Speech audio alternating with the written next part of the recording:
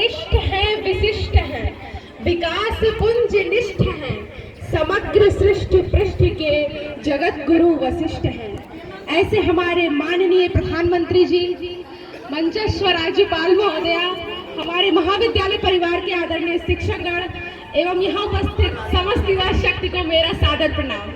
विकसित भारत इस विषय पर चर्चा हेतु मैं यहाँ उपस्थित हूँ। हमारी मातृभूमि भारत जो मानव सभ्यता के आरंभिक 3 सहस्त्राब्दियों अर्थात 3000 वर्षों के लगभग संपूर्ण कालखंड में विश्व की सबसे समृद्ध अर्थव्यवस्था रही। हमारी मातृभूमि भारत जिसकी सिंधु सभ्यता की समृद्धि का शोर मेसोपोटामिया और मिस्र ने सुना, वही भारत आज फिर जाग उठा है सिंधु सभ्यता की भव्यता के साथ, विक्रमादित्य के विक्रम और चाणक्य की बुद्धि विवेक के साथ जाग उठा है भारत मेरे, आपके, हम सभी के भीतर। हमारे प्रेरणा स्रोत स्वामी विवेकानंद जी कहा करते थे कि यदि मुझे 100 ऊर्जावान युवा मिल जाएं तो मैं इस देश की दिशा और दशा दोनों बदल कर रख सकता हूँ।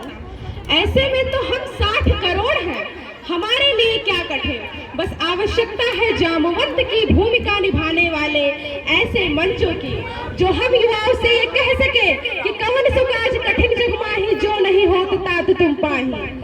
बस आवश्यकता है प्रत्येक युवा को यह जानने की कि वह क्या कर सकता है। जिस भी युवा को आध्यात्म में रुचि हो वो धर्म का प्रचार करे। शास्त्रों से परिपक्व युवा सरोजनी नायडू बनकर भारतीय संस्कृति को विदेशों में परिचित करे।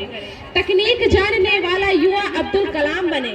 IIT NIT से पढ़ने वाला छात्र नासा के लिए नहीं अपितु इसरो के लिए काम करे। हम हॉकी, फुटबॉल, कबड्डी खेलें तो भारत के लिए खेलें।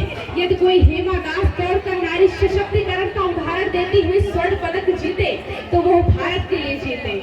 हमारे गांव का युवा आगे आए और देश हित में नीरज चोपड़ा की तरह भाला फेंके।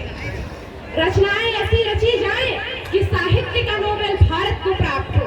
हम शिष्टाचार यूं अपनाएं कि जापान से पहले भारत का नाम हो। पर्यावरण संरक्षण के साथ अतिथि देवो भव की भावना को जागृत करने की आवश्यकता है। जो युवा दौड़ सकता है वो दौड़े, जो चल सकता है वो चले और जो रेंग सकता है वो रेंगे, परंतु अपने कर्तव्य का निर्वहन अवश्य करें। इसी के साथ मैं युवाओं का एक बार पुनः आह्वान करना चाहूंगी। रामधारी सिंह दिनकर जी की कुछ पंक्तियां हैं कि दिशा दीप्त हो उठी प्राप्त कर पुण्य प्रकाश तुम्हारा, लिखा जा चुका अनल अक्षरों में इतिहास तुम्हारा। जिस मिट्टी ने लहू पिया वह फूल खिलाएगी ही, अंबर पर बन घन छाएगा